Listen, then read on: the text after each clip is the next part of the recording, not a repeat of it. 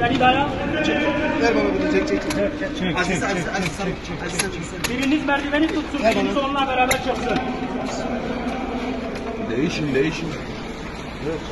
Tut orada. Yanaştır merdiveni. Yanaştır. Yavaş, dur. Gel Mezlum, gel. Tamam. Kaldır abi, kaldır.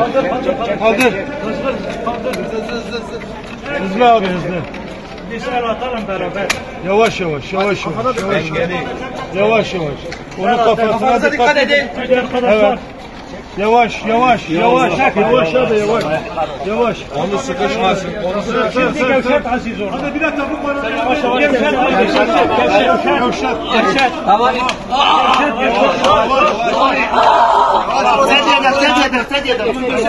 Sedyeden tutun, sedyeden. Tamam, ipleri tutun. Dur bir saniye. İpleri tutun.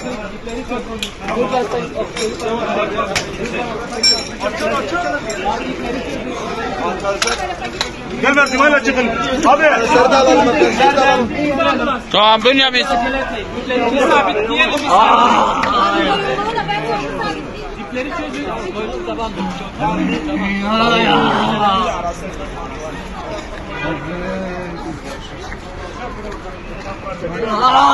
Ay!